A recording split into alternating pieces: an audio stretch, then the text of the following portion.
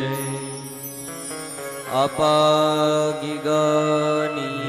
જય સામજી બાપુની જય પિતૃનારાયણ દેવ કી જય ભીડભંજન મહાદેવ કી જય લક્ષ્મી નારાયણ દેવ કી જય अपने अपने गुरु महाराज की जय अपने अपने मात पिता की जय प्रेम से ओम नमः पार्वती पते हर हर महादेव हर।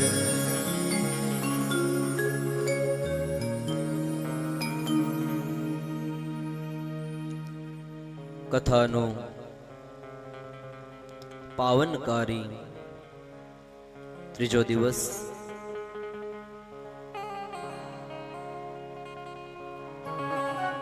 कथानी शरूआत करता पहला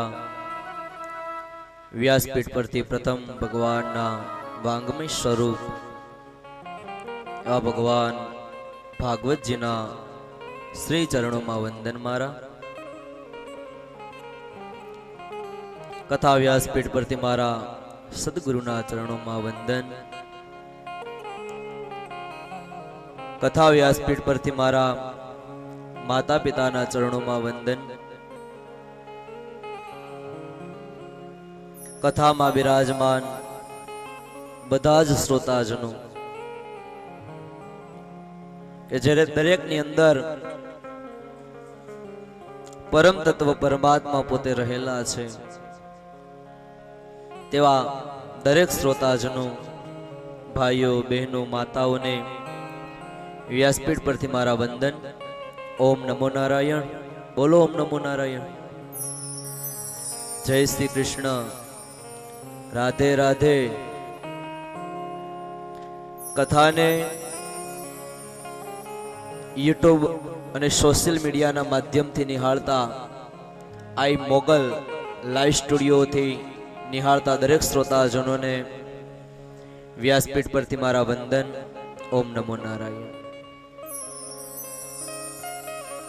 आज एक बात नो खूब आनंद आव्यो। कई बात नो समझी गया तमे?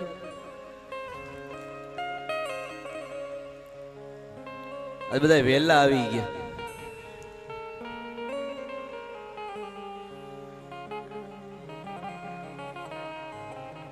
હવે મોડું નહીં કરતા હો। બપોરે આપણે 3 વાગે કથા ચાલુ થઈ જાય એટલે 3 વાગ્યા પહેલા તમારે અહીં બેઠી જવાનું। અને ખરેખર ભાગવતનો નિયમ છે કે જ્યારે વક્તા પોતાનું સ્થાન ન ગ્રહણ કરે એ પહેલા શ્રોતાએ પોતાનું સ્થાન ગ્રહણ કરી લેવું જોઈએ। આજે એ વાતનો ખૂબ આનંદ થયો કે તમે સૌ વહેલા ઉઠી અને ભગવાનની આ કથા ગંગાની અંદર બિરાજમાન થઈ ગયા। આપણો નિત્યક્રમ પ્રથમ એક પ્રેમ રૂપી પુષ્પ ભગવાનના શ્રી ચરણોમાં આપણે સૌ સાથે મળી અર્પણ કરીએ અને ગોવિંદ દામોદર સ્તોત્રનો પાઠ કરીએ। સૌ સાથે મળી ગોવિંદ દામોદર સ્તોત્રને ભણીએ। करारविन्देन पदारविन्दं मुखारविन्दे विनिवेशयन्तम् वटशपत्रशपुटे शयानं बालं मुकुन्दं मनसा स्मरामि। श्रीकृष्ण गोविन्द हरे मुरारी हे नाथ नारायण वासुदेवा। जिह्वे पिबस्वा श्रुतिमेव देवं गोविन्ददामोदर माधवेति। विक्रेतु कामा किल गोप कन्या मुरारे पादार्पित चित वृत्ति दध्यादिकं मोहवजान्वोचि गोविन्द दामोदर माधवेति गृहे गृहे गोपवतु कदम्बा सर्वे मिलित्वा समवाप्य योगम् पुण्यानि नामानि पठन्ति नित्यं गोविन्द दामोदर माधवेति सुखं सयाना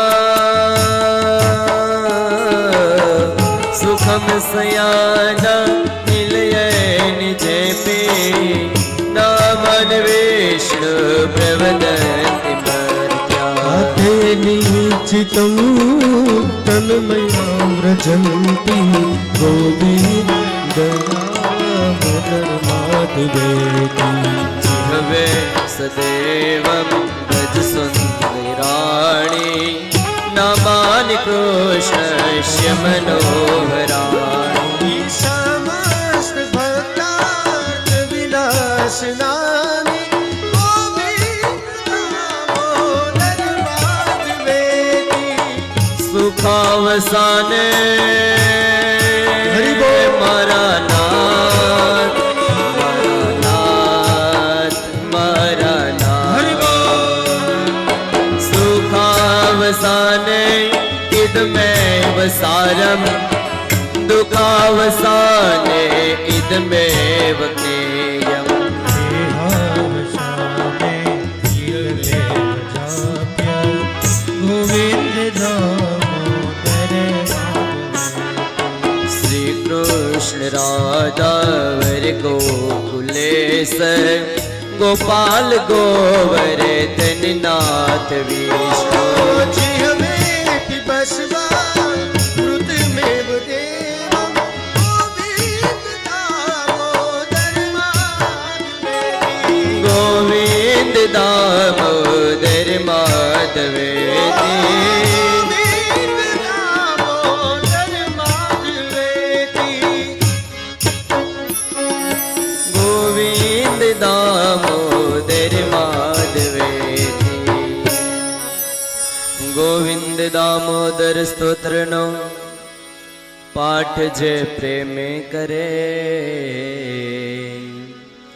दामोदर दया दाने सहज गोलोक संचरे सहज गोलोक संचरे बाल कृष्ण भगवान की जय भागवत भगवान की जय सुखदेव जी महाराज की जय परीक्षित महाराज की जय द्वारिकाधीश की जय रणछोड़ राय की जय अपने अपने गुरु महाराज की जय अपने अपने मात पिता की जय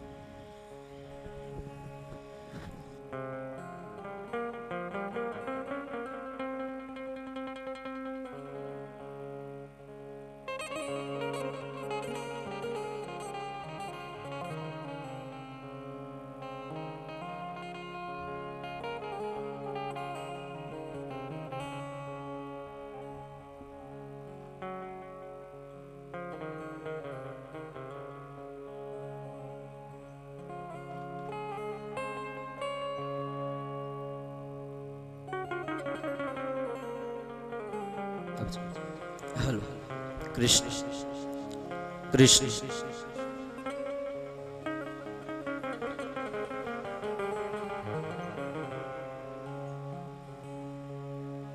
ભાગવતનો ત્રીજો દિવસ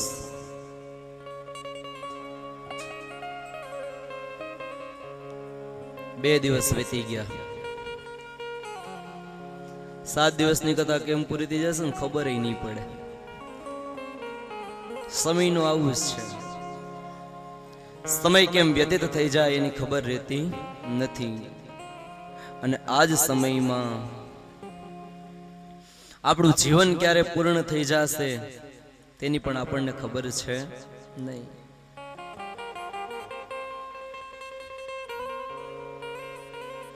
બધા મજામાં છો ને?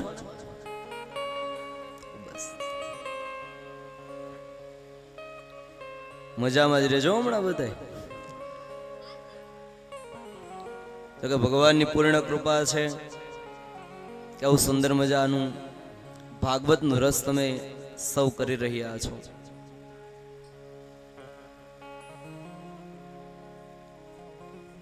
કાલે કથા ક્યાં સુધી જોઈ હતી?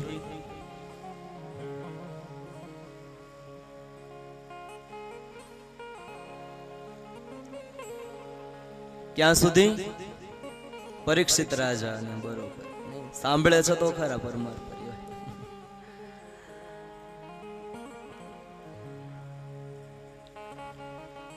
મને બહુ ગમે લોકો ધ્યાનથી કથા સાંભળે, એ બહુ ગમે. અને ખરેખર કથા સાંભળવી જ જોઈએ.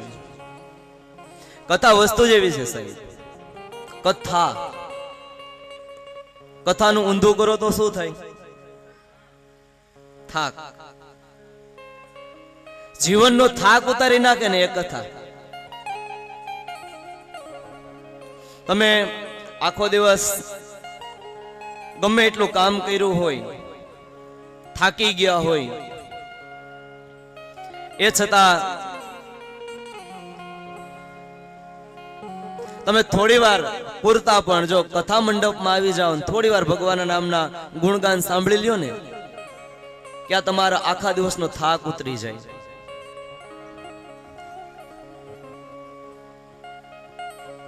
ભગવાનની કથા છે એ જીવનનો થાક ઉતારી નાખે છે સાહેબ. આવી ભગવાનની અવલૌકિક કથા છે. અને ખરેખર આ કથા બધાને નથી મળ્યું. જ્યારે સુખદેવજી મહારાજ છે એ પરીક્ષિત મહારાજને ભાગવતની કથા સંભળાવવા માટે બેઠા, ત્યારે દેવોને એમ થયું કે આપણે ભગવાનની કથા સાંભળવી છે, આપણે કથાને સુખદેવજી પાસે સાંભળી લઈએ.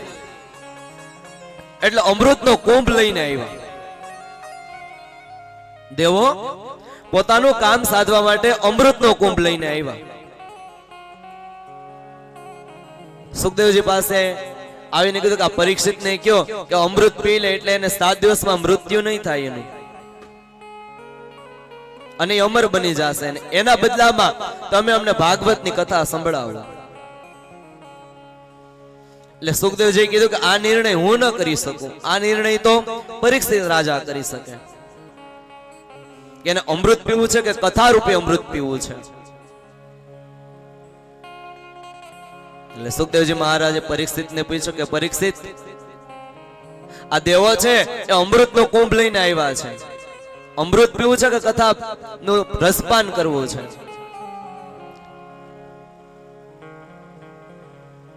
અને ત્યારે પરીક્ષિત મહારાજે સુખદેવજીને પૂછ્યું કે અમૃતમાં અને આ કથા અમૃતમાં ફેર શું છે? અને ત્યારે પરીક્ષિત મહારાજને સુખદેવજીએ કીધું કે જે અમૃત છે ને એ તમે પીશો તો તમે અમર થઈ જાશો. અમૃત છે એને પીશો તો તમે અમર થઈ જાશો, પણ જો આ કથા અમૃતને તમે પીશો ને તો તમારો મોક્ષ થઈ જશે. તમારે જીવવું જ નહીં પડે, મોક્ષ થઈ જવાનો તમારો. આ કથા અમૃત એવું છે સાહેબ. અને આ કથા અમૃતને પીવા માટે તો દેવો પણ લલચાય છે. પણ આપણે પહેલા દિવસે જ વાત કરી હતી કે જેના ભાગ્યમાં હોય ને એને જ ભગવાનની કથા સાંભળવા મળે, બાકી ભગવાનની કથા સાંભળવા મળે નહીં. તો પરીક્ષિત મહારાજને કોનો શ્રાપ લાગ્યો છે? કાલે કથા સાંભળી હતી ને, એ નામ યાદ નો રહે. સમીક ઋષિનો અપરાધ કર્યો છે, એના દીકરા શૃંગીએ શ્રાપ આપ્યો છે કે 7મા દાડે તક્ષક નામનો નાગ આવશે, તમને ડસશે, કરડશે અને પરીક્ષિત તમારું મૃત્યુ થશે.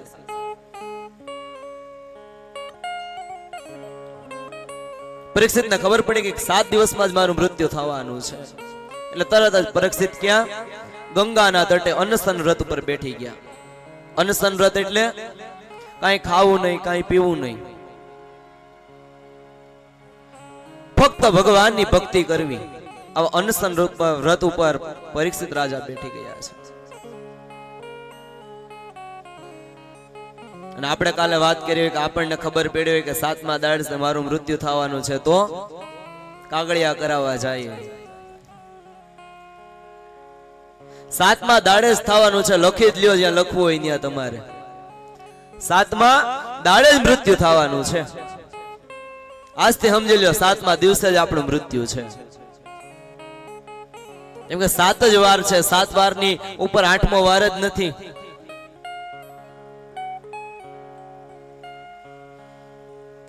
પણ આ ભગવાનની કથા એવી છે ને કે આપણા મૃત્યુ મંગલ કરી દેનારી છે.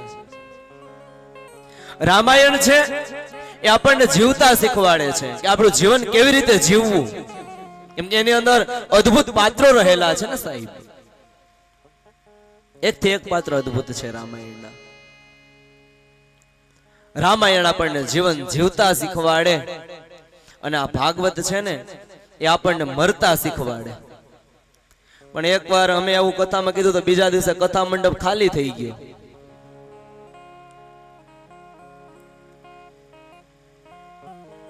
કે દાદા તો મરવાની વાતો કરે, પણ મરવાનું છે, પણ કેવી રીતે મરવું મરતા શીખવાડે. મરતા શીખવું જોઈએ ને. હવે મારું મારું કરીને મરી જાવ તો કઈ કામનું નહીં, પણ શું જાણવું છે, શું શીખવાનું છે, શું કરવાનું છે, એ આપણને ભાગવત શીખવાડે છે. મૃત્યુનું મંગલ બનાવનારો આ ભાગવત છે.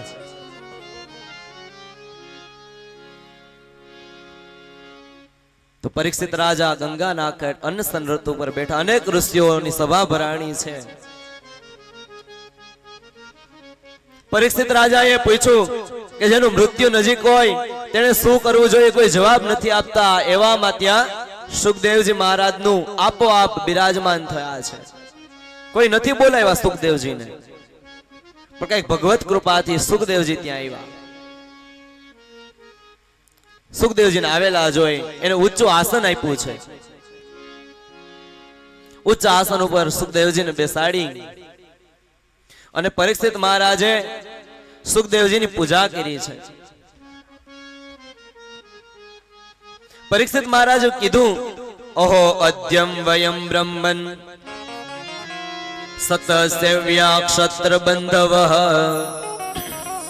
કૃપયાતિથિ રૂપેણ ભવદ્વિસ્થિર્થકાકૃતા.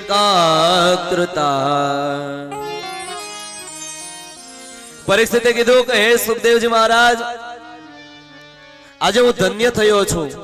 કેમ? તો કે હું અપરાધી ક્ષત્રિય છું, એ છતાં મને આજે તમારા જેવા સંતનો સમાગમ થયો છે. આજે મેં તમને બોલાવ્યા નથી, એ છતાં તમે અહીંયા પધારી ચૂક્યા છો. અને હવે તમે આવ્યા એટલે મને જરાય મૃત્યુનો ડર નથી. મૃત્યુની વેળાએ કોઈ સાચા સદગુરુ મળી જાય ને સાહેબ, તો મૃત્યુનો ભય ન લાગે. મૃત્યુનો ભય લાગતો નથી. આપના જેવા મહાત્માઓના સ્મરણ માત્રથી ગૃહસ્થના ઘર તત્કાળ પવિત્ર થઈ જાય છે. તો ભગવાન, મને પાકો વિશ્વાસ છે, પૂર્ણ વિશ્વાસ છે કે મને પણ 7 દિવસની અંદર તમે તારી દેવો. અને અહીંયા સુખદેવજીની પૂજા કરી અને પરીક્ષિત મહારાજ છે એને સુખદેવજીને થોડા પ્રશ્નો કર્યા છે. કેમ કે પ્રશ્ન પૂછે તો જ જવાબ મળે. પહેલો વહેલો પ્રશ્ન કર્યો છે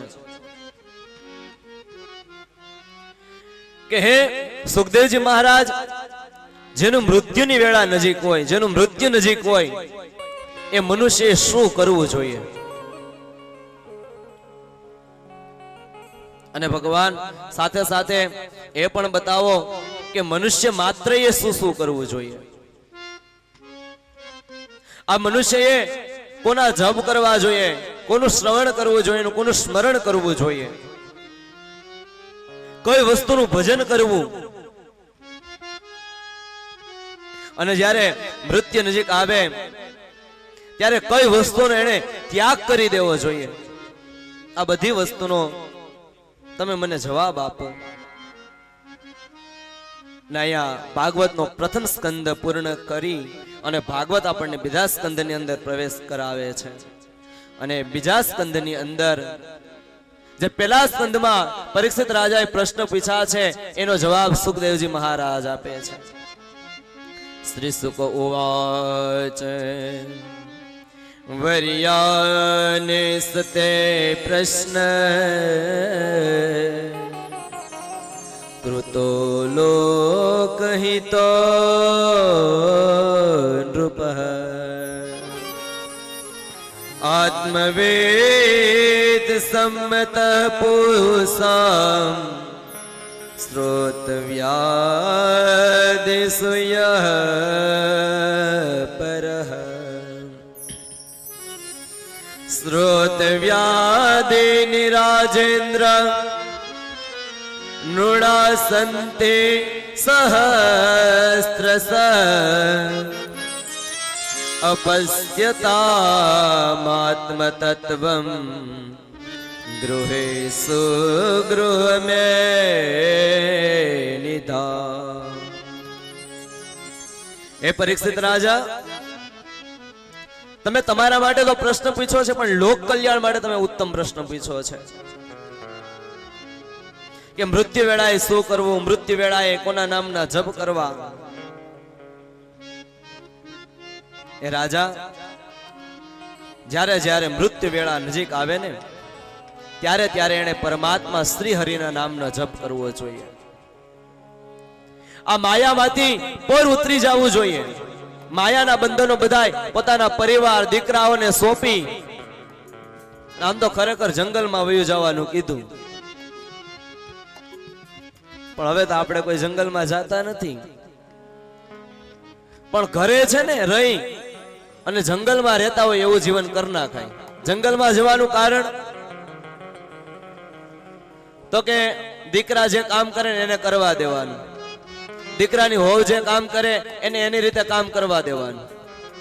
જ્યારે મૃત્યુ વેળા નજીક આવે, જ્યારે આપણું ગઢપણ આવે, વૃદ્ધાવસ્થા આવે ત્યારે પણ આ થાય ખરું? ઓલો ચાવીનો જોડો છૂટે ખરો?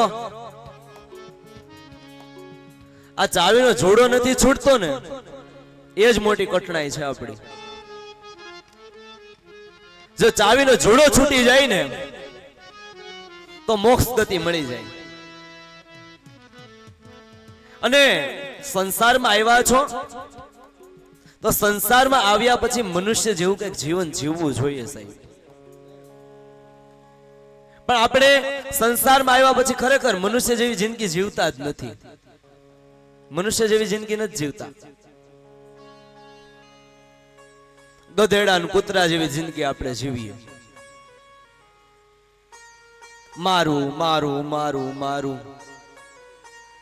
આ કોઈનું નથી થયું સાહેબ.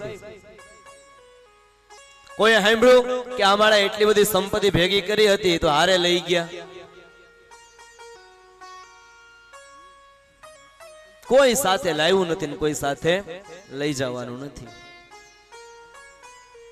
પણ તોય આ માયા નથી છૂટતી. આપણને ખબર છે બધી, તોય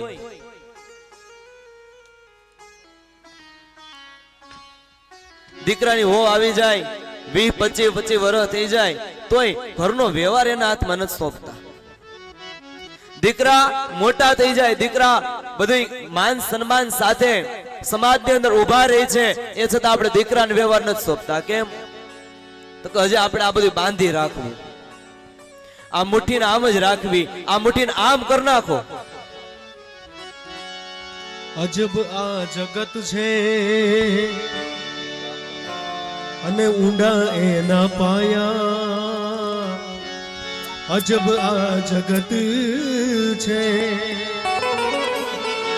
અને ઊંડા એના પાયા બધું જાણવા છતાં મિલાતી નથી માયા બધું જાણવા છતાં મિલાતી નથી માયા માયા માયા માયા અજબ આ જગત છે ને ઊંડા એના પાયા અજબ આ જગત છે ને ઊંડા એના પાયા બધું જાણવા છતાં મિલાતી નથી માયા આ બધું જાણવા છતાં મિલાતી નથી માયા નથી માયા નથી માયા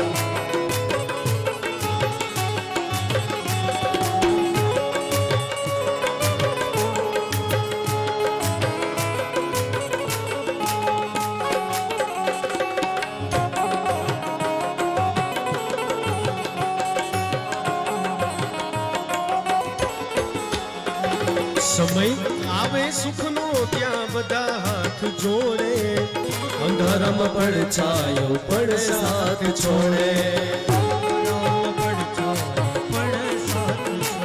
સમય આવે સુખનો ત્યાં બધા હાથ જોડે અંધારામાં પડછાયો પણ સાથ છોડે એક તો સમય છે અને બીજી બધી માયા એક તો સમય છે બીજી બધી માયા બધું જાણવા છતાં મિલાતી નથી માયા આ બધું જાણવા છતાં મિલાતી નથી માયા અજબ આ જગત છે ને ઊંડા એના પાયા અજબ આ જગત છે ને ઊંડા એના પાયા બધું જાણવા છતાં મિલાતી નથી માયા બધું જાણવા છતાં મિલાતી નથી રણમાં ન માને ગણેશાને કોઈ મંડળામાં હે રામ કેત નથી કોઈ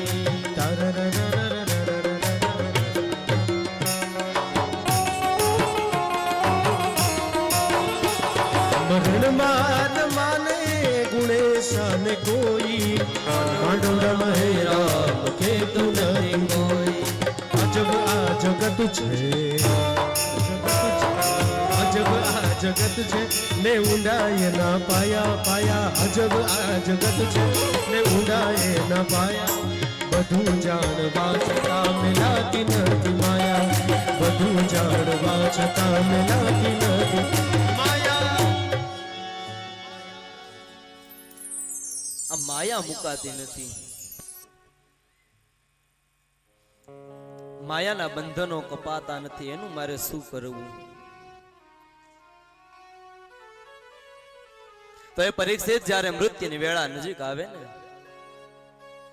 ત્યારે ભગવાન શ્રી હરિના નામનો જપ કરવો ભગવાનનું સ્મરણ કીર્તન કરવું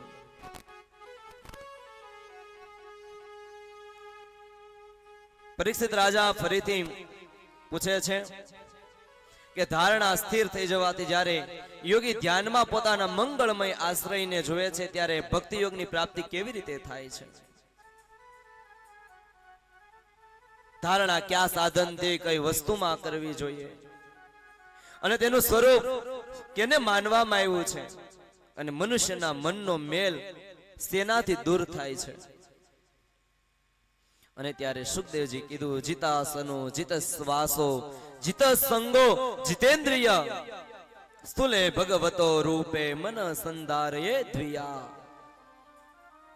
એ પરીક્ષિત આસન શ્વાસ આસક્તિ અને ઇન્દ્રિયો પર વિજય પ્રાપ્ત કરીને ભગવાનનું ભજન થાય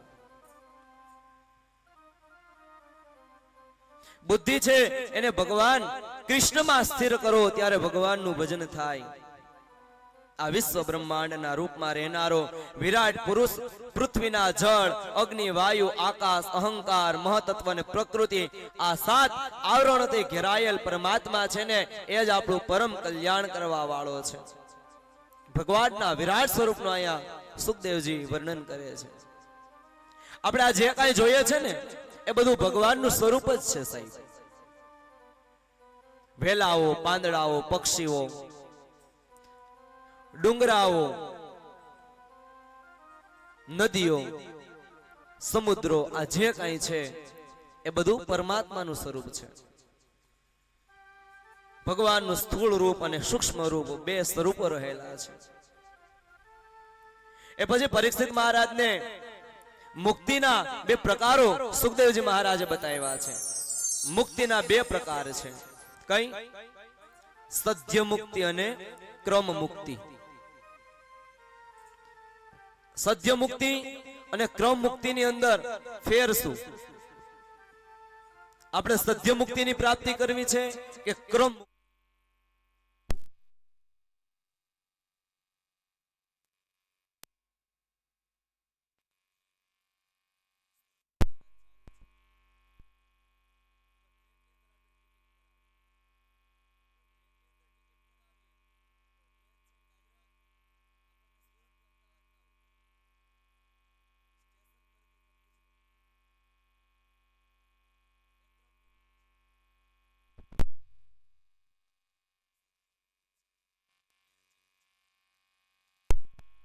અહીંથી આપણે સુરત અમદાવાદ જવું છે, આપણે અહીંથી પ્લેનની ટિકિટ કરાવી નાખી અને પ્લેન અહીંથી ઉપડે એવું ડાયરેક્ટ આપણને સુરત કે અમદાવાદ જ ઉતારે. એ સદ્ય મુક્તિ છે. આપણે કઈ મુક્તિ જોઈએ? તમારે બધાએ કઈ મુક્તિ જોઈએ? ક્રમ મુક્તિ જોઈએ કે સદ્ય મુક્તિ જોઈએ? ટ્રેનમાં સફર કરવી કે પ્લેનમાં સફર કરવી? પ્લેનમાં. પ્લેનમાં મળે તો ટ્રેનમાં કોણ કરે?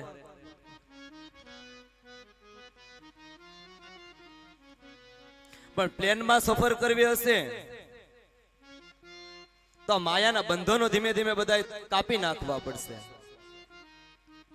આ ચિત્ત છે, આ હૃદય છે, એને પરમાત્મા સાથે જોડી દેવું પડશે. કરશો તો પ્લેનમાં ટિકિટ કરાવી દઉં તમારા બધાની.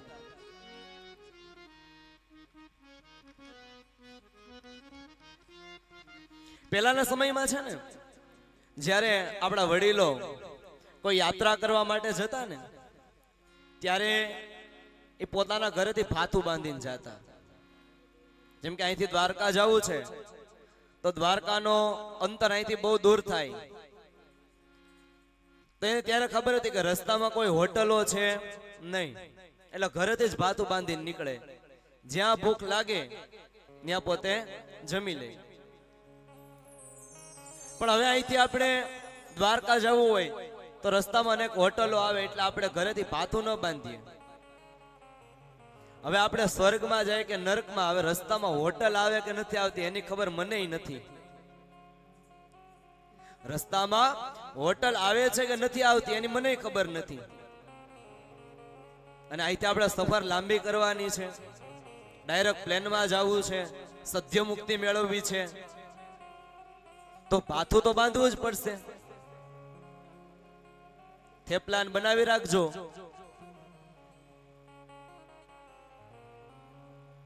પણ આ થેપલાની બધી વસ્તુ ન્યા ક્યાંય કામ નથી લાગવાની. ન્યા કેનું ભાતું બાંધવાનું છે? ભક્તિ રૂપી ભાતું આપણે બાંધવાનું છે, સત્સંગ રૂપી ભાતું આપણે બાંધવાનું છે. આ સત્સંગ રૂપી ભાતું અને ભક્તિ રૂપી ભાતું બાંધી અને આપણે આ યાત્રાનું પ્રયાણ કરવાનું છે સાહેબ. તો બે મુક્તિના પ્રકારો બતાવ્યા છે, સદ્ય મુક્તિ અને ક્રમ મુક્તિ. એમાં સદ્ય મુક્તિ છે ને ઉત્તમ ગણવામાં આવી છે. ભગવાન પરમેશ્વરની અલગ અલગ ઉપાસનાઓ બતાવવામાં આવી છે કે કઈ દેવની ઉપાસના કરવાથી શું ફળની પ્રાપ્તિ થાય છે. જેને બ્રહ્મ તેજની ઈચ્છા હોય એને બ્રહ્માની ઉપાસના કરવી જોઈએ. જેને ઇન્દ્રિયોની વિશેષ શક્તિની કામના હોય તેને ઇન્દ્રની ઉપાસના કરવી જોઈએ. જેને વિદ્યાની પ્રાપ્તિ કરવી હોય એને સરસ્વતી ગણપતિની ઉપાસના કરવી જોઈએ. આવી અનેક ઉપાસનાઓ ભાગવતની અંદર બતાવેલી છે. એ પછી અહીંયા રાજા છે સુખદેવજીને આ સૃષ્ટિ વિષયક એક પ્રશ્ન પૂછે છે. કેમ કે આ સૃષ્ટિ આપણે જોઈએ છે, આ દુનિયા આપણે જોઈએ છે, પણ આ દુનિયાને બનાવનારો કોણ? ઈશ્વર, પરમાત્મા, નારાયણ પોતે. તો આ સૃષ્ટિનું કાર્ય ભગવાને કેવી રીતે કર્યું છે તેનું વર્ણન ભાગવતના બીજા સ્કંધની અંદર કરવામાં આવેલું છે. રાજાએ પ્રશ્ન કર્યો છે, સમીચીનમ વચો બ્રહ્મન સર્વજ્ઞસ્ય તવાનઘ તમો વિશીર્યતે મહ્યમ અરે કથયત કૃથા ભૂય એવ વિવિત્સામે ભગવાન માયયા યથેદમ સુજ્રતે વિશ્વમ દુર્વિભાવ્ય મધીશ્વરે. એ સુખદેવજી, તમે મને આ કથા સંભળાવો છો, મારો આત્મા ધીમે ધીમે શુદ્ધ થઈ રહ્યો છે. એ ભગવાન, હવે તમે મને એ બતાવો કે ભગવાન આ સૃષ્ટિ કાર્ય કેવી રીતે કરે છે.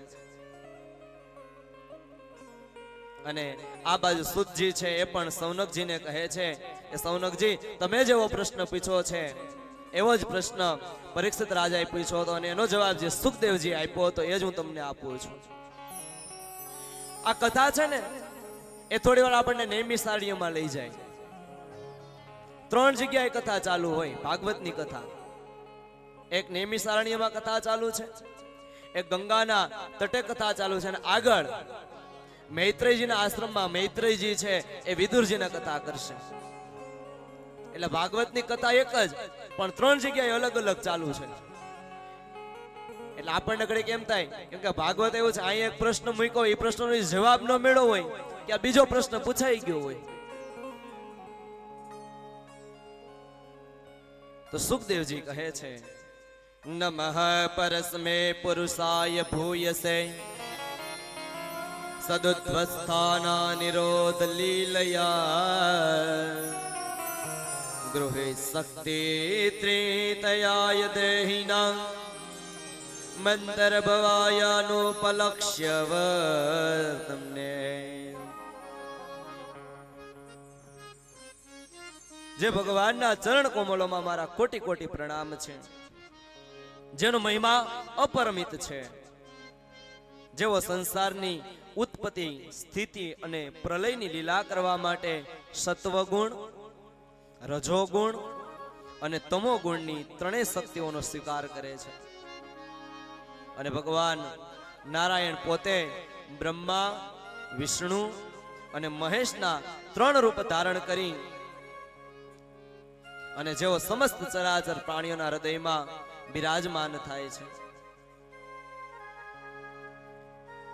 ભગવાન બ્રહ્મા છે એ સૃષ્ટિનું સર્જન કરે, ભગવાન નારાયણ છે, ભગવાન વિષ્ણુ છે એનું પાલન પોષણ કરે, અને ભગવાન રુદ્ર, ભગવાન શિવ છે આ સૃષ્ટિનો જ્યારે પ્રલય કાળ આવે ત્યારે આ સૃષ્ટિનો પ્રલય કરે છે. ભગવાન જ પંચમહાભૂતોથી આ શરીરનું નિર્માણ કરે છે. આ શરીર છે 5 મહાભૂતોનું બનેલું છે, અને એની અંદર 5 જ્ઞાનેન્દ્રિયો, 5 કર્મેન્દ્રિયો, 5 પ્રાણ, 1 મન અને 16 કળાઓ કહેવામાં આવે. અને આ 16 કળાથી યુક્ત થઈને તેમના વડે 16 વિષયોનો ભોગ કરે છે.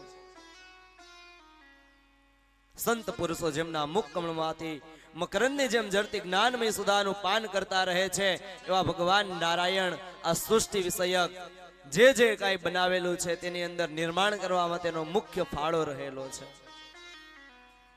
એ પરીક્ષિત, વેદ ગર્ભ સ્વયંભૂ બ્રહ્માજીએ નારદજીના પૂછવાથી આ વાત કહી હતી, જેનો સ્વયં ભગવાન નારાયણે બ્રહ્માજીને ઉપદેશ કર્યો હતો.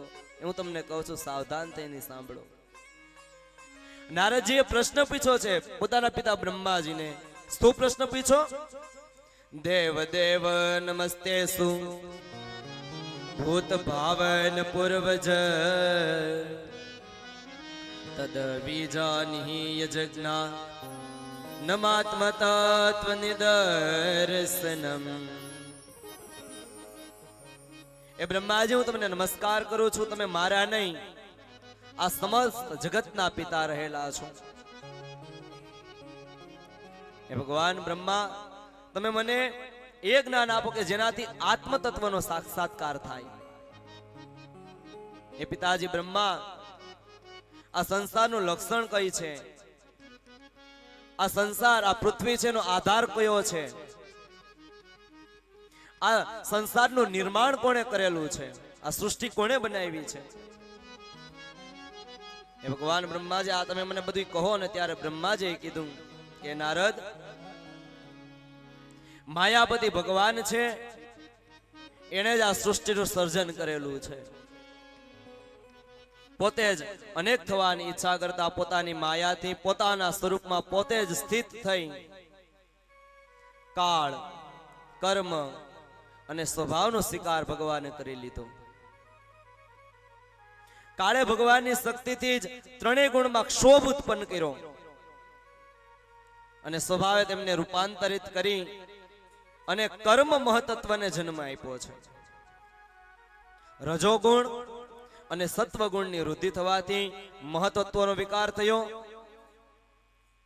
મહતત્વ નો વિકાર થયો, તેનાથી જ્ઞાન ક્રિયા અને દ્રવ્ય વૃત્તિ તમઃ પ્રધાન વિકાર ઉત્પન્ન થયો. તેને અહંકાર કીધો. અહંકાર વિકાર પામીને ત્રણ પ્રકારનો થયો: વૈકારિક, તેજસ અને રાજસ. હે નારદ, આ અહંકારોને અનુક્રમે જ્ઞાન શક્તિ પ્રધાન, ક્રિયા શક્તિ પ્રધાન અને દ્રવ્ય શક્તિ પ્રધાન છે. પંચ મહાભૂતોના કારણ રૂપ તામસ અહંકારમાં થઈ આકાશની તન માત્રા ગુણ શબ્દ ઉત્પન્ન થયો. આકાશમાં જ્યારે વિકાર થયો ત્યારે તેનાથી વાયુની ઉત્પત્તિ થઈ. તેનો ગુણ સ્પર્શ પોતાના કારણનો ગુણ આવી જવાથી આ શબ્દયુક્ત પણ છે. ઇન્દ્રિયોમાં સ્ફૂર્તિ, શરીરમાં જીવ શક્તિ, એ જ બળ આના રૂપ છે. આમાં પંચ મહાભૂતોનું બનેલું બ્રહ્માંડ છે, એને ભગવાને જ બનાવેલું છે. કાળ, કર્મ અને સ્વભાવના કારણે મહતત્વ ઉત્પન્ન થયો. તેમાંથી અહંકાર, અહંકારમાંથી આકાશ, આકાશમાંથી વાયુ, વાયુમાંથી તેજ, તેજની અંદર જળ અને જળની અંદરથી આપણે આ પૃથ્વી ઉત્પન્ન થયેલી છે. પંચ મહાભૂતોનું બનેલું બ્રહ્માંડ છે. ને આપણું શરીર પણ પંચ મહાભૂતોનું જ રહેલું છે. અને આ શરીર છે એ પંચ મહાભૂતોનું બનેલું છે અને એક દિવસના સમયે આ પંચ મહાભૂતોમાં જ વિલીન થવાનું છે. કેમ કે માણસના મૃત્યુ પછી કાંઈ એને જળ સમાધિ આપે, કાંઈ એને જમીનની અંદર ખાડો કરીને સમાધિ આપે, અથવા એને અગ્નિ સંસ્કાર આપે. આમ એક દિવસ આ શરીર છે એને પંચ મહાભૂતોમાં વિલીન થવું જ પડશે. એમાં સંશયની વાત નથી. આ પંચ મહાભૂતો, ઇન્દ્રિયો, મન અને સત્વ વગેરે ત્રણ ગુણ પરસ્પર સંગઠિત ન હતા. કેમ કે આ બધા એકાબીજાના વિરોધી છે, એકાબીજાના શત્રુ છે, જે પંચ મહાભૂત છે. પણ ભગવાને પોતાની નિયંત્રણ શક્તિથી આ બધાને પરસ્પર મિત્રતાનો ભાવ પ્રગટ કરાવ્યો છે. બાકી જે અગ્નિ હોય ત્યાં જળ ન રહી શકે, કેમ કે અગ્નિને બુઝાવી દે. અગ્નિ હોય ત્યાં વાયુ ન રહી શકે, કેમ કે વાયુ વધારે ફૂંકાય તો અગ્નિ છે એ વિરાટ સ્વરૂપ ધારણ કરે. એ છતાં ભગવાને આ બધાને પરસ્પર મિત્રતાઓ અપાવી છે. અને ભગવાન આ સૃષ્ટિ કાર્ય કરવા માટે સમુદ્રની અંદર બ્રહ્માંડ રૂપી ઈંડું થયા છે. એ ઈંડું છે એક સહસ્ત્ર એટલે 1000 વર્ષ સુધી નિર્જીવ રૂપે જળમાં પડી રહ્યું છે. એ પછી કાળ, કર્મ અને સ્વભાવનો સ્વીકાર કરનાર ભગવાને આ ઈંડામાં પ્રવેશ કર્યો અને સ્વભાવનો સ્વીકાર કરનાર પ્રભુ શ્રી હરિએ તે ઈંડાને ફોડી અને તેનામાંથી જ વિરાટ પુરુષ જે નીકળ્યા એ ભગવાન પોતે નારાયણ. બોલો નારાયણ ભગવાન કી જય. આમ તો પહેલો વેલો જે અવતાર છે ને નારાયણનો છે, અને નારાયણ થી પછી અનેક અવતારો થયા છે. પણ પહેલા વેલા સૃષ્ટિ સર્જન વખતે ભગવાન નારાયણનો જન્મ થયો છે. અને પછી ભગવાન નારાયણ છે એ જળની અંદર જ વાસ કરે છે. પોતાના મુખથી બ્રાહ્મણોને ઉત્પન્ન કરે, પોતાના બાવડામાંથી ક્ષત્રિયોને ઉત્પન્ન કરે, પોતાના જાંગમાંથી વ્યસ્યોને ઉત્પન્ન કરે, પોતાની પાનીમાંથી ભગવાન શૂદ્રોની ઉત્પત્તિ કરે છે. આ જે કાંઈ જોઈએ છે એ બધું ઈશ્વરનું રહેલું છે. પાતાળ, ભૂરલોક, ભુવરલોક, જનલોક, મરલોક, તપલોક, આ બધું જ ભગવાનનું સ્વરૂપ રહેલું છે. ભગવાનના મુખમાંથી વાણી એને અધિષ્ઠાતા દેવતા અગ્નિ ઉત્પન્ન થયા. સાતે છંદ તેમની ધાતુઓમાંથી નીકળેલા છે. ભગવાને અનેક પ્રકાર આ સૃષ્ટિનું સર્જન કર્યું છે. શાસ્ત્રોમાં બે માર્ગ બતાવ્યા છે. એક અવિદ્યારૂપ કર્મ માર્ગ કે જે સકામ મનુષ્ય માટે છે, અને બીજો ઉપાસના રૂપ વિદ્યા માર્ગ જે નિષ્કામ ઉપાસકો માટે છે. જેને કંઈક મેળવવું છે એને અવિદ્યારૂપી કર્મ માર્ગ લેવો જોઈએ, અને જેને મુક્તિ જોઈએ છે એને ભગવાનની ઉપાસના કરી અને ઉપાસના રૂપી માર્ગને પ્રયોજન કરવું જોઈએ. તો ભગવાને આ સુંદર મજાની સૃષ્ટિનું કાર્ય કર્યું છે. હવે આપણને વિચાર થાય કે ભગવાન નારાયણે આ સૃષ્ટિનું સર્જન કેવી રીતે કર્યું હશે, કેમ કે સૃષ્ટિ સર્જવી છે. આપણા ભાગવત કથા કરીએ તો આની અંદર કેટલી બધી વસ્તુઓની જરૂર પડે ને. વ્યાસપીઠ જોઈએ, સાઉન્ડ સિસ્ટમ જોઈએ, મંડપ સર્વિસ જોઈએ, અનેક વસ્તુઓને ભેગી કરીએ ત્યારે આપણે ભાગવત કથા કરી શકીએ. તો ભગવાને તો આ સમગ્ર જગત બનાવ્યું છે. આપણને વિચાર થાય કે ભગવાને આ સમગ્ર જગત કેવી રીતે બનાવ્યું હશે. વિચાર કરવા જેવી વસ્તુ છે. ને કીધું છે ને, પૃથ્વી તણો પિંડો કર્યો, વ્રજ લાવ તો ક્યાંથી હશે. પૃથ્વી તણો પિંડો કર્યો, વ્રજ લાવ તો ક્યાંથી હશે. પૃથ્વી તણો પિંડો કર્યો, વ્રજ લાવ તો ક્યાંથી હશે. પૃથ્વી તણો પિંડો કર્યો, વ્રજ લાવ તો ક્યાંથી હશે. જગ ચાક ફેરવનાર કુંભાર એ ક્યાં બેઠો હશે. જગચાક ફેરવનાર ક્યાં બેઠો હશે. પૃથ્વી તણો પિંડો કર્યો, વ્રજ લાવ તો ક્યાંથી હશે. પૃથ્વી તણો પિંડો કર્યો, વ્રજ લાવ તો ક્યાંથી હશે. જગ ચાક ફેરવનાર એ કુંભાર બેઠો ક્યાં હશે. જગચાક ફેરવનાર એ કુંભાર ક્યાં બેઠો હશે. જગ ચોર છે બુટા ભર્યા, ક્યારે કિનારે ચાપશે. મોટો ભર્યો લાવ તો ક્યાંથી હશે. બીમા કહો કેટલા હશે, રંગરેજયે ક્યાં હશે. પૃથ્વી તણો પિંડો કર્યો, વ્રજ લાવ તો ક્યાંથી હશે. પૃથ્વી તણો પિંડો કર્યો, વ્રજ લાવ તો ક્યાંથી હશે. પૃથ્વી તણો પિંડો કર્યો, રજ લાવ તો ક્યાંથી હશે. જગ ચાક ફેરવનાર એ કુંભાર બેઠો ક્યાં હશે. કુંભાર છે એને માટીના વાસણ બનાવવા હોય તો માટીની જરૂર પડે ને. માટી લઈ આવે, પછી એમાં પાણીનું મિશ્રણ કરે, એનો ગારો બનાવે, ચાકડો ચાલુ કરે, એને ઘાટ ઘડે, ત્યારે એની અંદરથી એ માટલા અને માટીના વાસણ બનાવી શકે. તો આ કુંભાર ક્યાં બેઠો હશે કે જેણે આ એટલી સરસ મજાની સૃષ્ટિનું સર્જન કર્યું છે?